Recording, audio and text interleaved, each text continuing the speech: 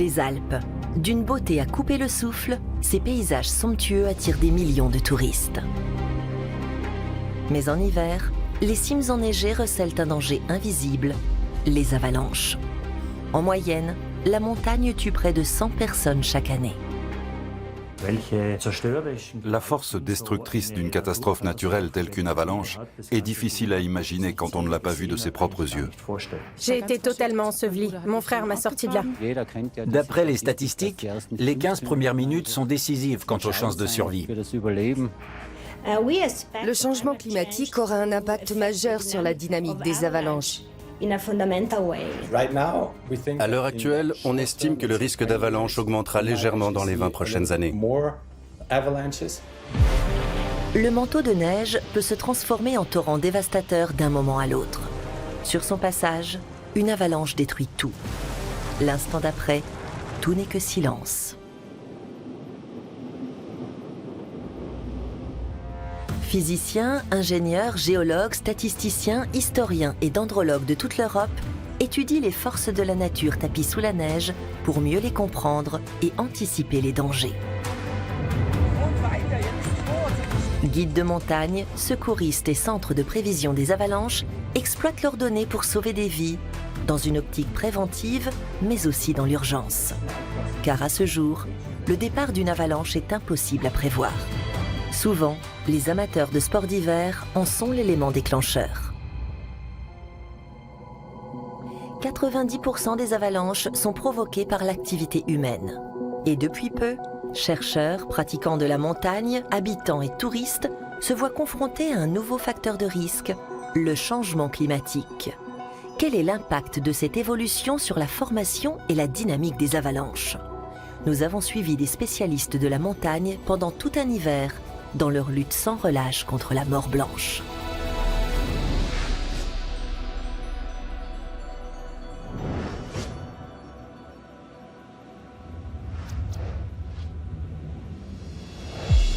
Une avalanche peut atteindre une vitesse de 300 km/h. Dans sa course, elle emporte des arbres, détruit des véhicules, des maisons, voire des stations de ski entières et provoque des pertes humaines. Autrefois, les montagnards imputaient ce phénomène à la sorcellerie, tant la force destructrice de la nature leur paraissait inexplicable. De nos jours, les mécanismes de formation des avalanches ont beau être connus, personne ne peut les arrêter. Comme chaque année, des dizaines de personnes trouveront la mort au cours de cet hiver. Davos au mois de décembre. L'un des plus grands domaines skiables alpins entame sa saison hivernale. À l'arrivée des premiers touristes, le SLF, l'Institut pour l'étude de la neige et des avalanches, lance un nouveau projet de recherche. L'ingénieure Betty Sovilla y contribue en étudiant les modes d'écoulement des masses neigeuses.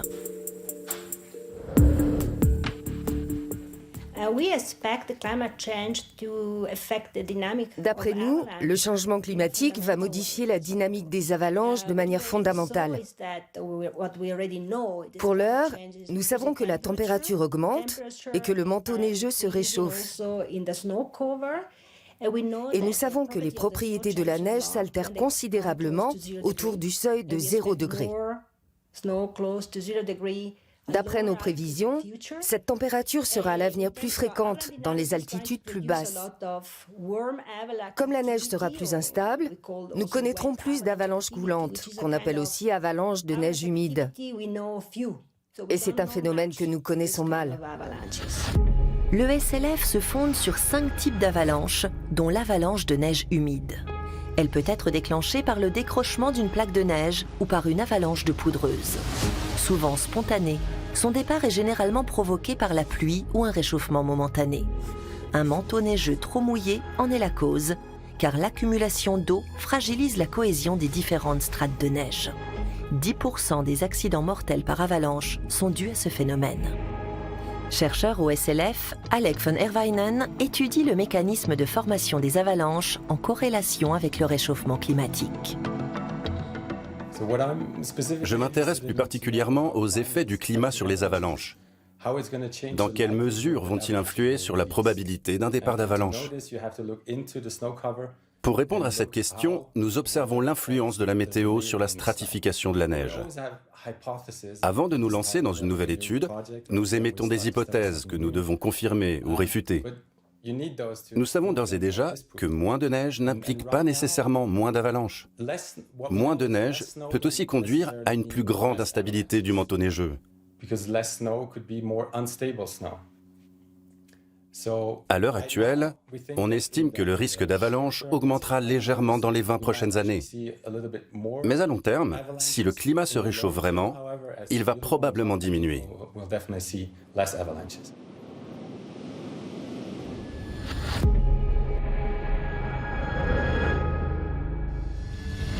À 500 km de Davos, non loin de la station d'Anzer, la vallée de la Sionne abrite le site expérimental du SLF. Caméras thermiques à déclenchement automatique, géoradar, géophone et capteurs de vitesse enregistrent la moindre activité. Les données relevées font l'objet d'analyses régulières. Alors, ce qui est très intéressant dans cette pente, sur ce terrain d'observation des avalanches, c'est sa hauteur principalement. Il fait en gros 1200 mètres de haut et on peut observer des très grosses avalanches qui sont dans la catégorie catastrophique. Pierre Huguenin, responsable de la sécurité du site, vérifie les instruments de mesure regroupés dans un bunker. L'ouvrage en béton armé a été conçu pour résister aux avalanches. Mais ce poste d'observation ultra performant n'a pas été créé sans difficulté.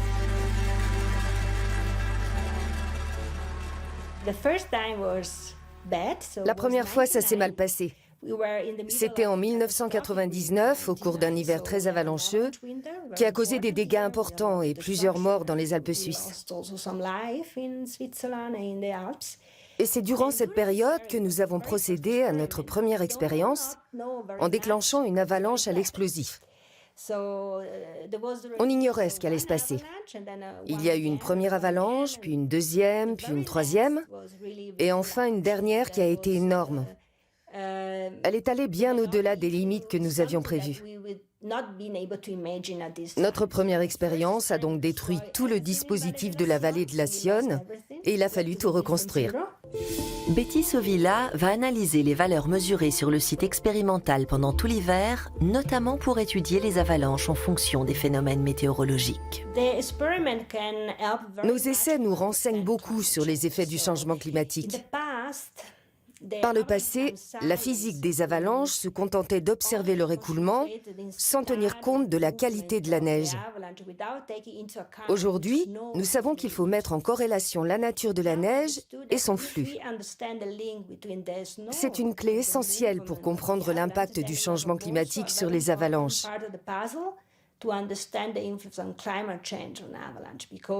Il est prévu que le manteau neigeux se réchauffe. Si nous parvenons à établir le lien entre le manteau neigeux et les avalanches, alors nous saurons comment le réchauffement du manteau neigeux influe sur les modes d'écoulement de la neige. La recherche poursuit des objectifs ambitieux. Comprendre les avalanches signifie prévoir leur départ et limiter les risques.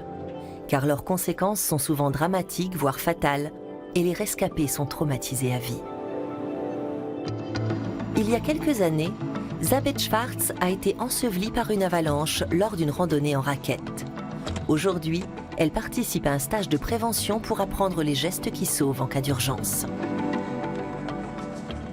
Je tiens à ce que vous soyez tous équipés d'une sonde, d'une pelle et d'un détecteur de victimes. Bien, alors on y va. Encore une petite question. Qui parmi vous a déjà eu affaire à une avalanche? Zabeth lève la main, puis elle part avec les autres pour 2 jours de formation intensive.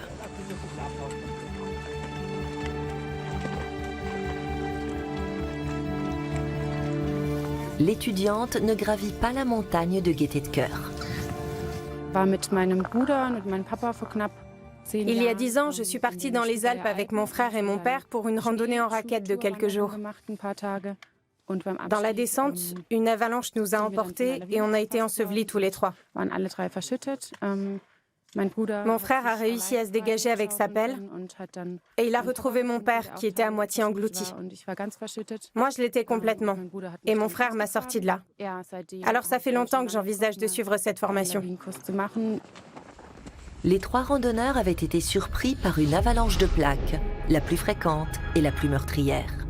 À l'origine de 90% des accidents, ce type d'avalanche résulte de la conjonction de 3 facteurs. Une sous-couche continue de neige sans cohésion, une pente de plus de 30 degrés et un élément déclencheur provoquant la rupture de la strate fragile.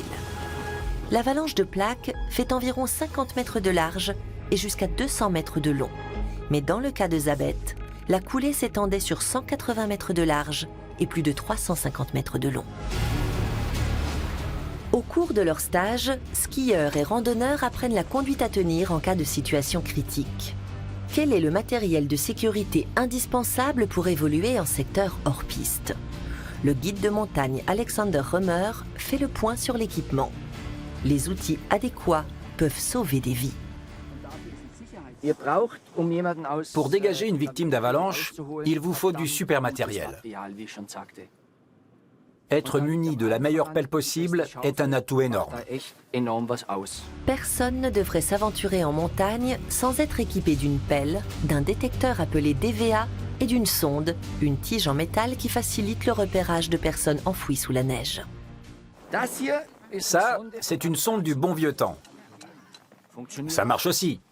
Mais la différence essentielle, c'est ça.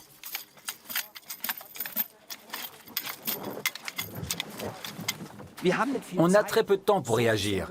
Celle-ci, vous la pliez dans votre sac à dos et quand vous la sortez, elle se déploie en quelques secondes et elle est solide. 90% des avalanches étant provoquées par l'activité humaine, c'est aux amateurs de sports d'hiver eux-mêmes d'évaluer les risques et de maîtriser les bons gestes en cas d'accident.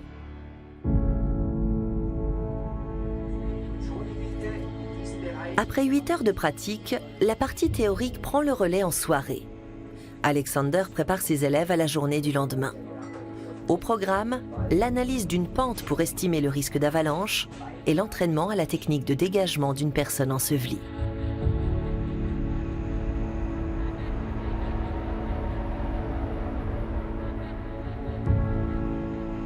Dans les Alpes, l'observation de l'activité avalancheuse est une nécessité qui ne date pas d'hier.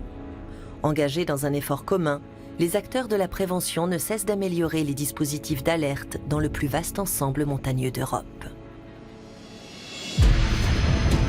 Le plissement des Alpes a commencé il y a plus de 130 millions d'années. Aujourd'hui, l'arc alpin s'étend sur 1200 km à cheval sur 7 pays. L'Italie, la France, la Suisse, le Liechtenstein, l'Allemagne, l'Autriche et la Slovénie. Culminant à 4810 mètres d'altitude, le Mont Blanc est le plus haut sommet d'Europe. Le massif alpin compte 13,6 millions d'habitants et attire chaque hiver près de 100 millions de touristes venus profiter du plus grand domaine skiable du monde. Outre la performance économique, il s'agit aussi de garantir la sécurité des populations, des saisonniers et des visiteurs.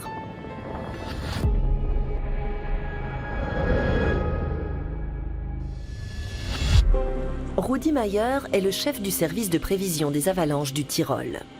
Tous les jours, son équipe analyse le manteau neigeux afin d'évaluer son degré de dangerosité. À l'instar des scientifiques, il observe lui aussi une évolution de la qualité de la neige et des types d'avalanches. Chaque hiver est différent du précédent, mais ces dernières années, on a pu observer des chutes de pluie plus fréquentes et une légère augmentation des avalanches de glissement. C'est un problème parce que le manteau neigeux glisse dans son intégralité et laisse le sol à nu. Ce phénomène s'est multiplié ces derniers temps. Le spécialiste établit d'abord un profil de neige, une sorte de coupe transversale. À l'aide d'une loupe, Rudi Mayer identifie ensuite le maillon faible parmi les différentes strates du manteau neigeux. Les périodes de beau temps et de grande chaleur sont de plus en plus fréquentes en automne. En octobre et novembre, les gens se promènent en t-shirt, le soleil brille, il fait une moyenne de 20 degrés et le sol ne gèle pas. Début décembre arrive la première neige et une couche de 30 à 40 cm de neige se pose sur un sol chaud. Comme le prouvent les igloos, la neige est un très bon isolant, si bien que le sol ne peut plus geler. L'interface entre le sol et le manteau est aux environs de 0 degré, constamment humide, et s'il s'agit en plus d'un sol herbeux, la neige mouillée ne cesse de glisser. C'est ce qu'on appelle une avalanche de glissement. Rudi Meyer examine la qualité de l'enneigement à différentes altitudes. Ces mesures lui permettront d'établir un bulletin d'estimation du risque d'avalanche sur une échelle de 1 pour le plus faible à 5 pour le plus fort.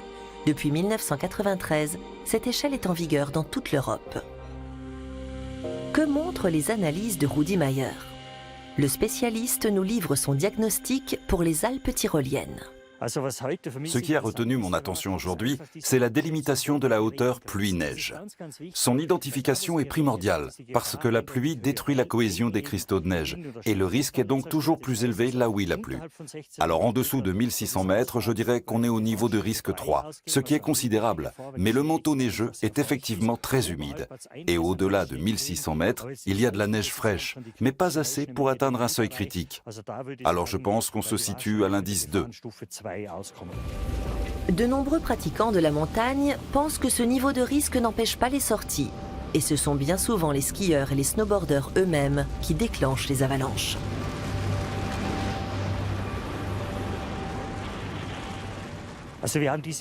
L'échelle de risque va de 1 pour le plus faible à 5 pour le plus dangereux.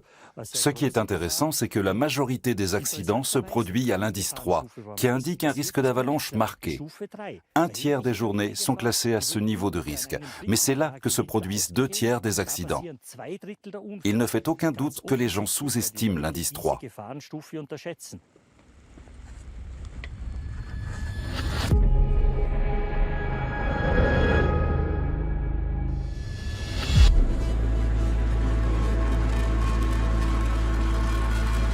Janvier. Non loin de l'Institut pour l'étude de la neige et des avalanches, Alec von Herwijnen et 2 étudiants veulent mesurer la vitesse de propagation d'une rupture de couche. C'est un hiver très enneigé et toutes les conditions sont réunies pour mener à bien ce test supervisé par Bastian Bergfeld. Cette expérience consiste à observer la propagation de la rupture. La couche fragile est bien visible ici. Nous allons l'entamer avec une scie et voir comment la rupture se propage d'ici jusqu'au bout. Appelé Propagation Saw Test, l'expérience vise à déterminer la vitesse à laquelle une rupture de couche se propage dans le manteau neigeux. Pour disposer de toutes les données nécessaires, Alec fait un profil de neige. La neige ne se résume pas à un agrégat de cristaux de glace. Il existe 17 types de neige, définis selon la structure unique de leurs flocons. La neige fraîche a une forme en étoile à 6 branches qui se décompose peu à peu. Dès que la température s'élève, la vieille neige accumulée se met à fondre pour se transformer en neige mouillée. Le profil de neige est essentiel pour connaître la constitution du manteau neigeux, qui dépend bien sûr de la météo. Il change en permanence. Chaque chute de neige fraîche forme une nouvelle couche. En somme, le manteau neigeux retrace l'historique de tout un hiver. Les strates s'accumulent du début de l'hiver jusqu'à la neige qui est tombée hier. Bien sûr, le climat influe sur les conditions météo. Et si le climat change, ça se répercute forcément sur la structure du manteau neigeux. Dernier préparatif. Bastian colore la neige pour faire ressortir la ligne de rupture sur toute la surface de la paroi. Puis il règle ses appareils pour filmer l'expérience au ralenti. Tu peux commencer à scier.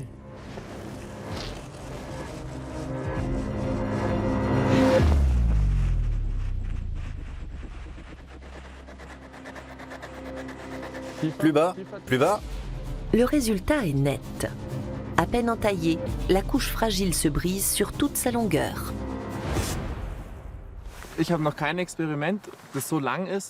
Je n'avais jamais observé une ligne de rupture qui se propageait sur toute la longueur.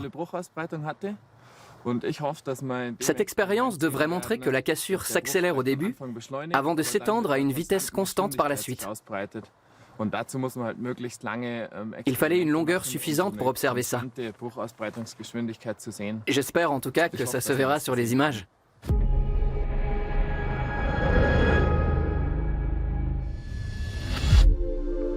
Cartes, archives et troncs d'arbres forment les sources d'information d'un groupe de chercheurs grenoblois.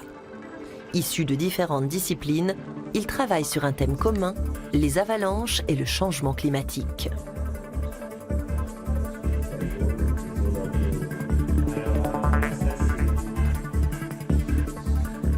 La géographe et historienne Florie Giacona restitue les données d'avalanches anciennes.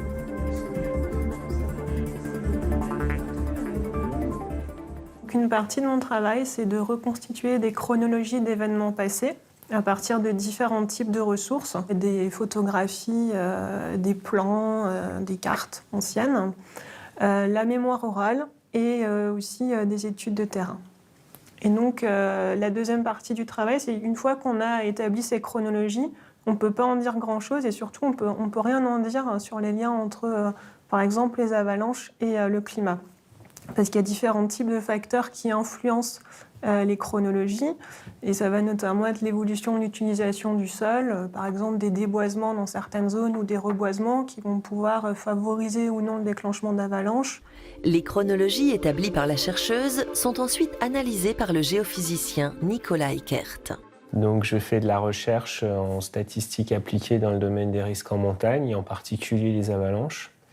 Je m'intéresse à développer des méthodes de cartographie du risque et du coup, j'essaye de regarder dans ces méthodes comment le climat influence les zones atteintes par les avalanches en termes de caractéristiques des avalanches. Est-ce qu'elles sont plus ou moins grosses, plus ou moins rapides? Et finalement aussi simplement en termes de nombre d'avalanches. Est-ce qu'il y en a plus? Est-ce qu'il y en a moins? Est-ce qu'elles se produisent plus tôt ou plus tard dans la saison? La recherche sur les avalanches s'appuie même sur des sections de troncs d'arbres. Christophe Corona analyse la morphologie des cernes de croissance pour dater les avalanches.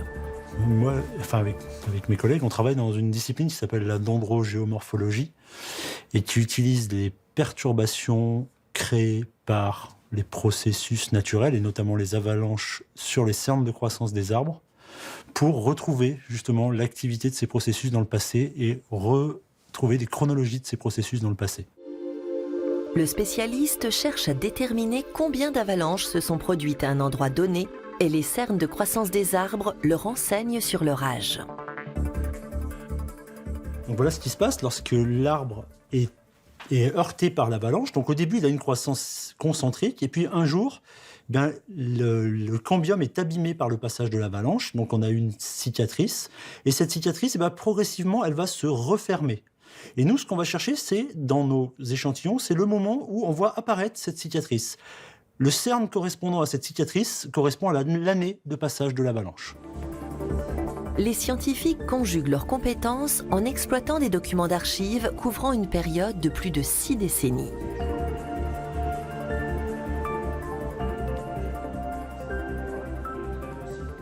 D'avoir une période quand même d'à peu près un peu plus d'un demi-siècle de chronologie d'observation à l'échelle de cette zone-là. Et puis en parallèle, les conditions météorologiques et climatiques, ça nous a permis de voir comment les deux sont reliés. Et puis, grâce aux projections futures de climat et d'enneigement qu'a pu produire l'équipe de Samuel, on a pu finalement regarder comment c'était censé évoluer à différents horizons au cours du XXIe siècle, quoi. La difficulté, c'est un peu la simulation du climat dans le futur, quoi. C'est même le problème majeur, puisque le changement climatique est imprévisible.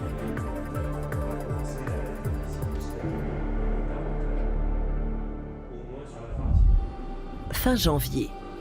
À Davos et dans les Alpes situées plus à l'est, la neige ne cesse de tomber. Les remontes-pentes sont arrêtées. La région est placée en vigilance rouge. Depuis le début de l'hiver, les avalanches ont fait 22 morts, rien qu'en Suisse et en Autriche.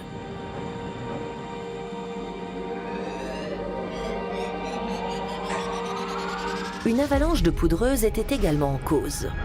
Ce type d'avalanche se forme à partir d'une avalanche de plaques, quand le dénivelé est important et que les masses de neige se mélangent à l'air. Elle survient principalement en période de fort risque d'avalanche et peut atteindre une vitesse de 300 km/h. Pendant que le service de déneigement dégage la route qui mène à l'Institut, Alec et ses étudiants sont à pied d'œuvre sur le terrain.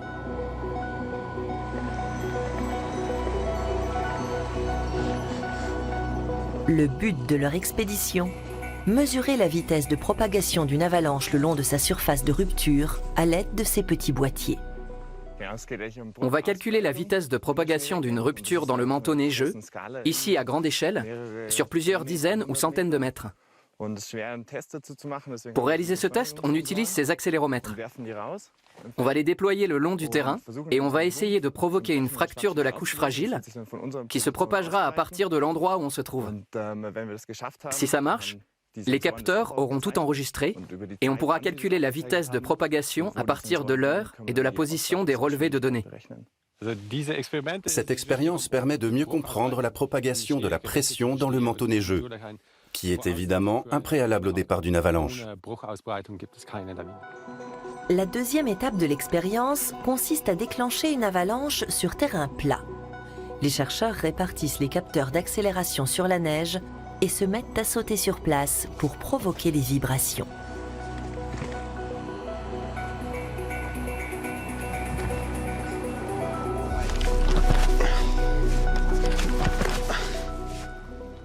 Pas mal. Oui, pas mal. On vient d'entendre ce bruit typique, ce woomph, qui indique que nous avons brisé la couche fragile et que cette rupture s'est étendue à toute la nappe. Maintenant, il nous reste à déterminer les propriétés du manteau neigeux.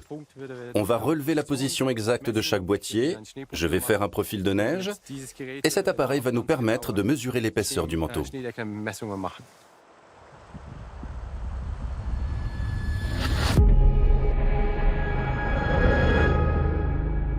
Pour les skieurs et les racketteurs hors piste, l'analyse du manteau neigeux peut s'avérer vitale.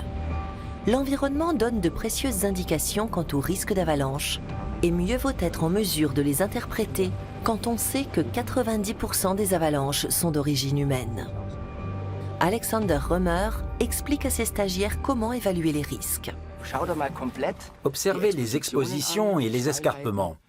Et dites-moi si vous voyez des signaux d'alerte. Eh bien,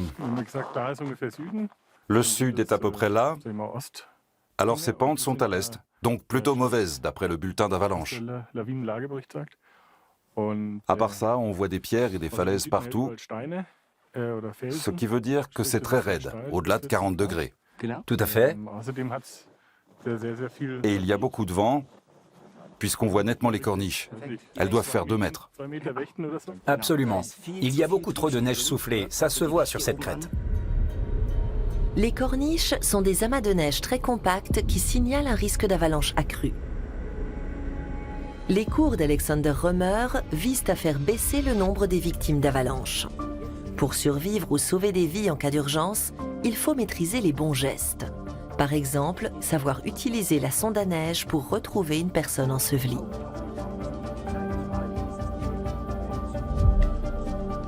Pour les besoins de l'exercice, une participante accepte d'être enfouie sous la neige.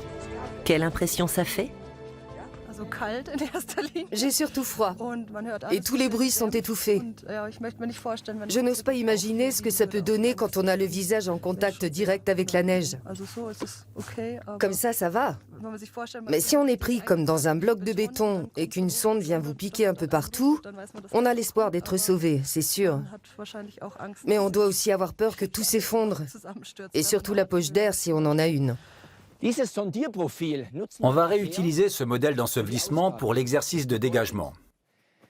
Astrid se remettra là-dedans et vous la dégagerez en partant du haut, en amont de l'avalanche, en appliquant la technique que je vous ai montrée. Et vous serez chronométré.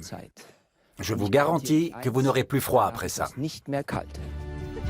Zabeth s'exerce à manier la sonde en essayant de faire la différence sous la neige entre des pierres et un corps humain.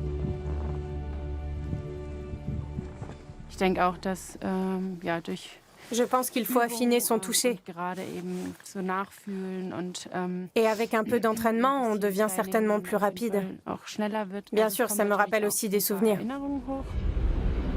L'avalanche meurtrière de Galtur a elle aussi marqué les esprits. C'était le 23 février 1999. Vers 4 heures de l'après-midi, une plaque de neige large de 400 mètres se décroche en amont de la station de ski tyrolienne. Dans sa course, l'avalanche se scinde en plusieurs bras, détruit de nombreuses habitations et engloutit plus de 50 personnes.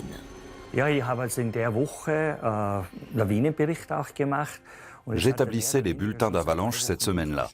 Il n'arrêtait pas de neiger depuis 3 semaines. Et à un moment donné, j'ai pris conscience qu'il fallait que ça s'arrête, parce que toute cette neige allait provoquer de grosses avalanches. Ça me paraissait inévitable. On a été dépassés à l'époque, parce qu'il n'y avait plus moyen d'intervenir. Toutes les routes étaient barrées, ensevelies par les avalanches. Et on n'avait aucune chance de retrouver des gens. Les flocons de neige étaient gros comme des pêches. Aucun hélicoptère ne pouvait sortir. Bref, on était totalement impuissants. Je savais qu'il allait se passer quelque chose, et malheureusement, c'est arrivé.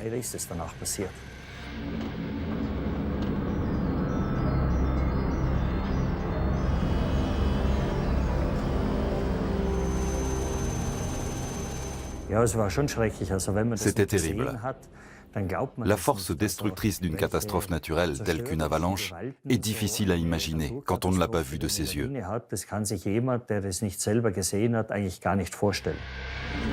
Le bilan est lourd, 31 morts.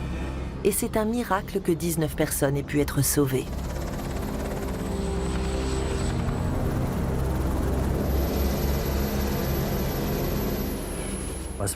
Ce qui s'est considérablement amélioré depuis, c'est la cartographie des zones dangereuses. Il y a davantage de zones non constructibles ou constructibles sous certaines conditions, comme des murs plus épais et des fenêtres adaptées. Mais ce qui a le plus progressé, c'est le dispositif de gestion des risques. Aujourd'hui, on est en mesure de donner l'alerte beaucoup plus tôt. Rudi Mayer analyse les conditions neigeuses tous les jours. Pour déterminer les niveaux de risque, les experts autrichiens travaillent en étroite collaboration avec leurs homologues italiens. Notre travail est unique au monde. C'est le premier bulletin d'avalanche transfrontalier plurilingue au monde. Le Tyrol du Sud et le Trentin sont la référence. On est au top dans ce domaine. Dans les montagnes, les amateurs de sports d'hiver se moquent des frontières administratives. Peu importe le pays, pourvu que la neige soit bonne. Depuis cette année, le bulletin d'avalanche est accessible en ligne et en plusieurs langues. Tous les 2 ans, les spécialistes de la prévision des avalanches de tous les pays se réunissent pour voir s'il convient de réajuster l'échelle de risque.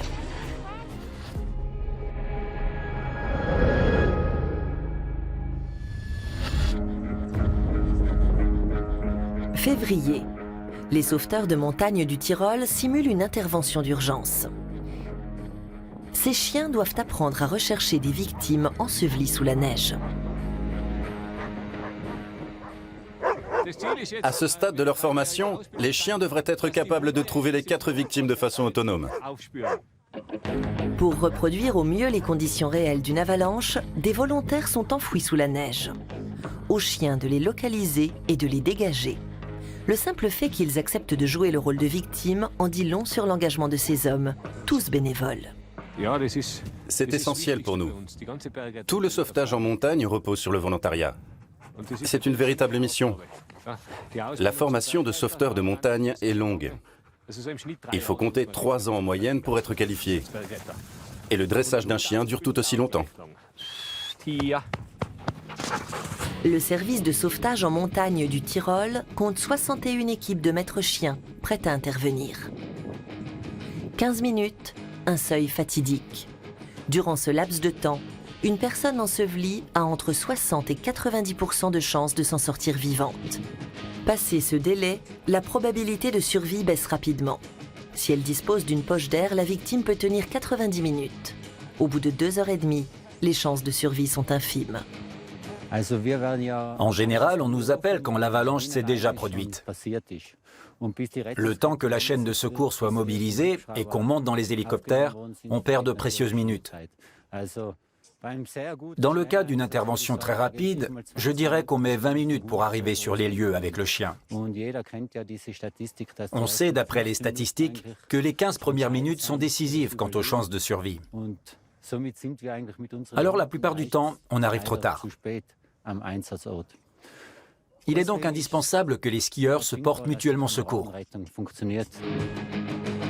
Grâce à leur flair exceptionnel, les chiens sont particulièrement efficaces pour trouver les victimes, à condition qu'ils soient bien dressés et régulièrement entraînés. Au Tyrol, ils suivent une formation très ciblée.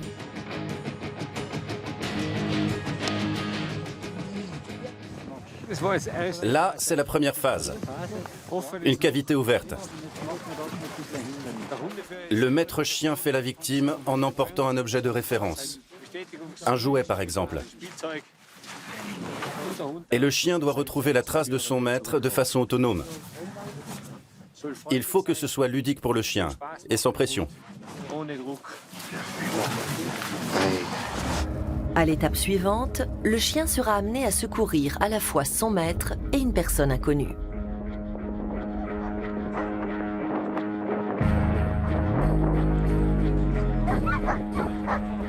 L'exercice est exécuté in situ.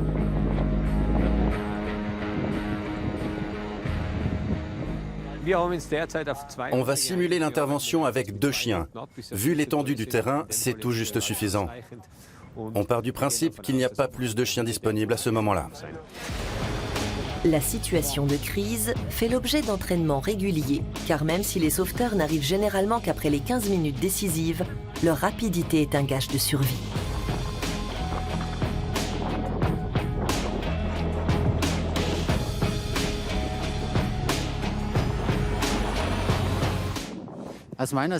Cet exercice s'est déroulé dans des conditions très réalistes. Le stress était palpable dans l'équipe et on a réussi à susciter une réelle implication dans la coordination de l'intervention, aussi bien chez les policiers alpins qu'au centre de sauvetage. Pour le reste, le travail sur la zone avalancheuse m'a paru très efficace, en particulier le travail des chiens. Sans le dévouement et la compétence des sauveteurs de montagne, plus d'un amateur de sport d'hiver serait totalement livré à lui-même.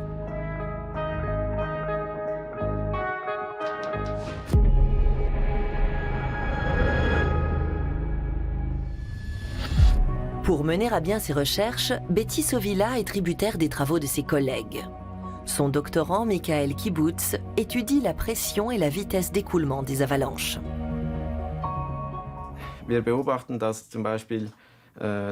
L'effet d'une avalanche très rapide est comparable à celui d'un choc contre un mur. Plus vous courez vite, plus le choc sera douloureux. Les avalanches plus chaudes sont particulièrement intéressantes parce qu'on pourrait supposer que leur faible vitesse induit une pression d'impact plus faible. Mais on observe au contraire une accumulation de pression énorme. Et c'est précisément ce phénomène que nous cherchons à comprendre. Une énigme que les chercheurs tentent d'élucider à l'aide des images filmées sur le site expérimental de l'Institut.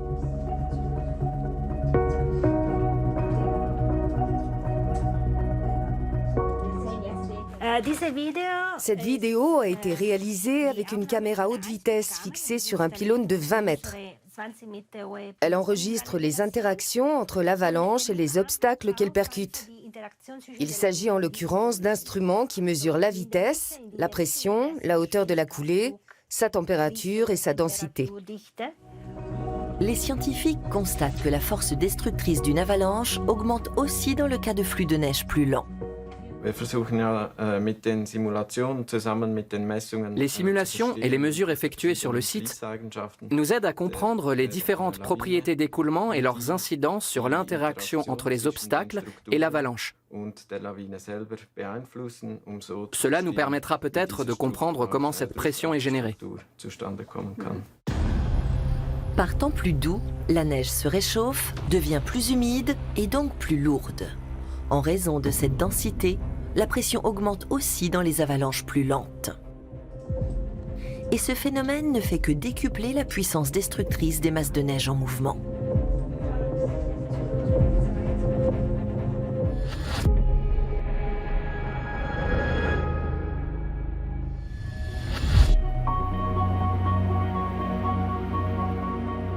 Les élèves d'Alexander Römer passent à l'exercice de dégagement.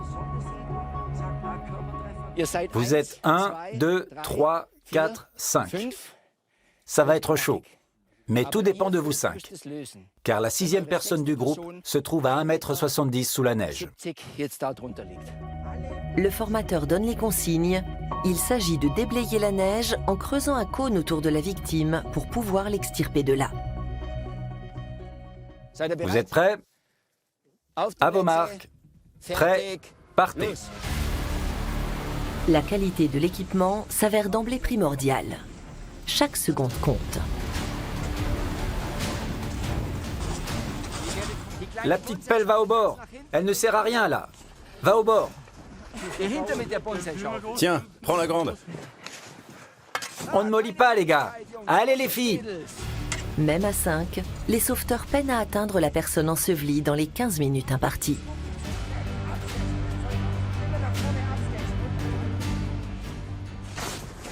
Bien, on fait une pause. Je stoppe le chrono. Vous en êtes à 8 minutes et demie. Ça manque sérieusement de coordination. Plus votre action sera coordonnée, plus elle sera efficace. En situation réelle, la rapidité d'intervention est une question de vie ou de mort.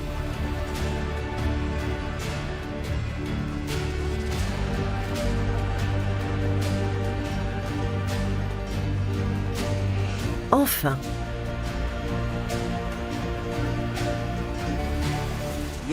Ça y est, vous avez réussi heureusement. On voit son visage. Au bout de 15 minutes et 10 secondes.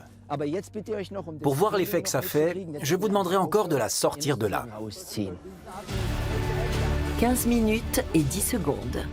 Un groupe de 5 sauveteurs a mis tout ce temps pour dégager une seule personne. 1 minute de plus et la victime n'aurait pas survécu.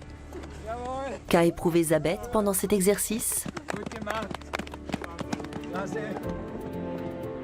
Ja, also ich hatte auch nicht damit gerechnet, dass das dann doch so ein intensives Gefühl. Je ne m'attendais pas à être chamboulée à ce point. Au début, tout allait bien, mais quand il y a eu ce cafouillage et ce moment de panique, quelque chose a lâché en moi. Et j'ai dû me ressaisir pour pouvoir me concentrer sur ce que je faisais.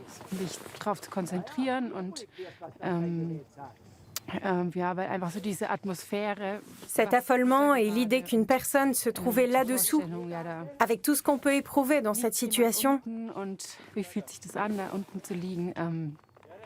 oui, ça m'a pas mal secouée.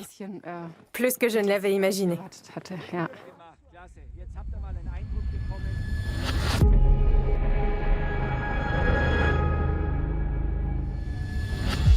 Mi-avril, la neige commence à fondre. Betty Sovilla et Pierre Huguenin se revoient une dernière fois. La saison hivernale touche à sa fin.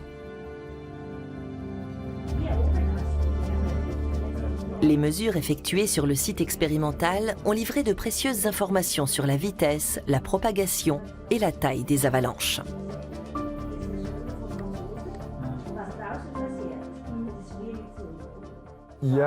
Nous avons eu 2 épisodes de fortes chutes de neige dans le Valais.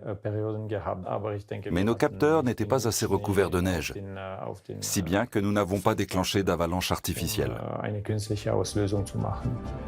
Les données sont-elles suffisantes pour faire avancer leurs recherches? Nous avons mesuré beaucoup d'avalanches spontanées et cela nous fournit de nombreuses informations. Une avalanche spontanée est souvent une avalanche de neige sans cohésion, déclenchée par une petite coulée qui s'élargit progressivement en entraînant de plus en plus de neige sur son parcours. Elle se produit souvent pendant ou juste après une chute de neige ou en cas de fort réchauffement.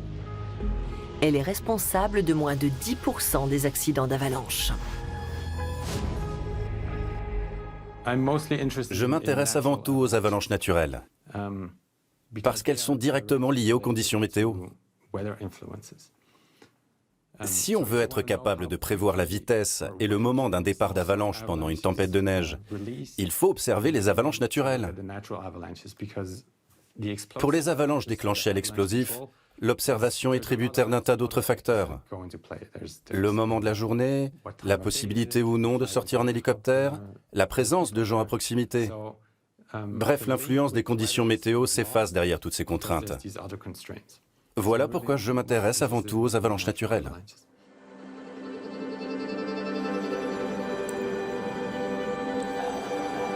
Bien qu'on ne sache pas exactement comment le climat va évoluer, il change déjà, et avec lui, les avalanches changent aussi.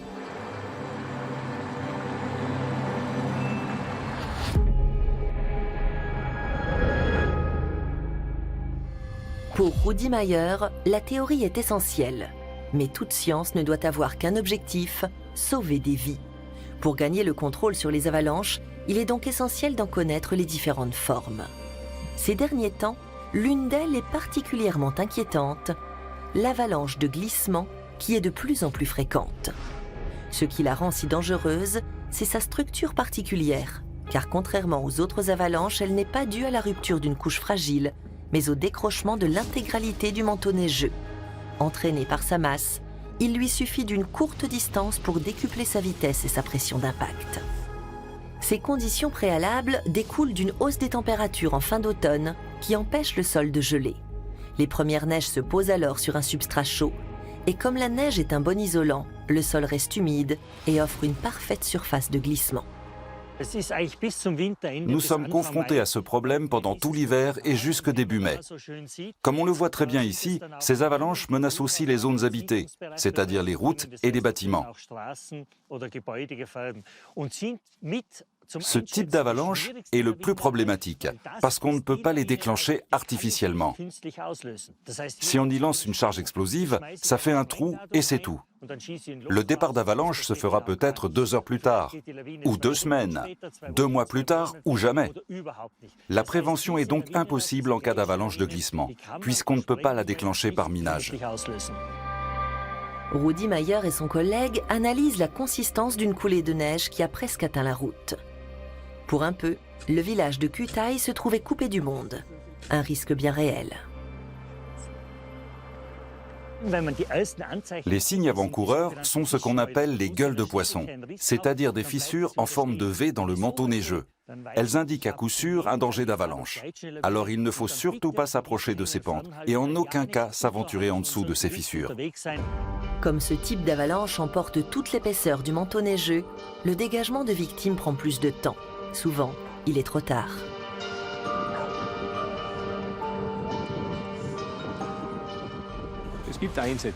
Il y a eu des interventions dont l'issue a été tragique, mais d'autres se sont bien terminées. Tout est possible. Il faut se préparer à l'idée que les choses peuvent mal tourner.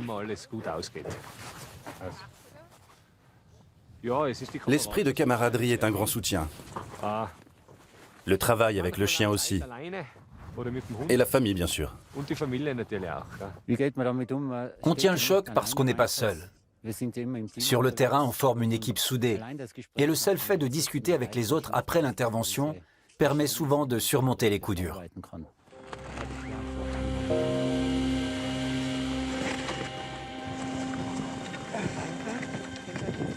Le stage de sécurité hors piste est terminé.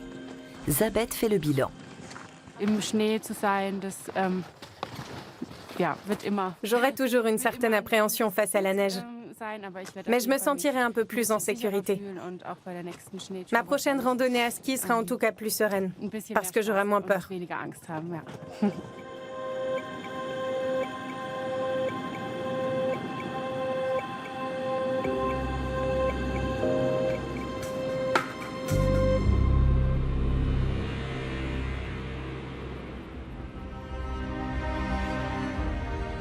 À l'Institut pour l'étude de la neige et des avalanches, les chercheurs rendent leurs premières conclusions quant aux prévisions pour les années à venir.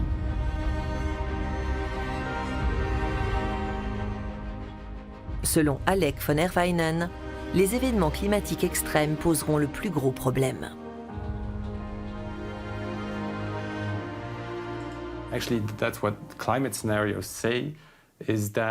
Les scénarios climatiques indiquent une tendance accrue de tempêtes de neige plus violentes, avec des intervalles de beau temps ou de sécheresse plus longs.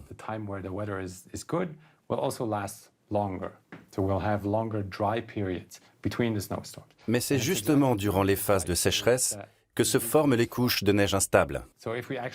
Ces zones fragilisées gagneront aussi des altitudes plus élevées. Et en cas de tempête, les conséquences seront plus catastrophiques.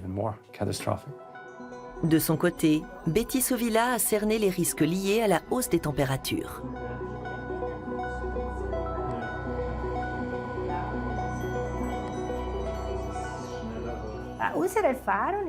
Nous avons effectivement observé de très nombreuses avalanches de glissement, notamment dans la vallée de la Sionne. Ces avalanches ont la particularité d'être très difficiles à prévoir. Et nous ne savons pas encore exactement comment ce type d'avalanche va évoluer. Comme chaque hiver, des dizaines de personnes ont trouvé la mort dans les Alpes. Les avalanches restent une menace et une énigme. Force est de constater qu'elles évoluent avec le climat. Pour les chercheurs, cette évolution soulève sans cesse de nouveaux défis qui sont autant d'enjeux pour l'avenir.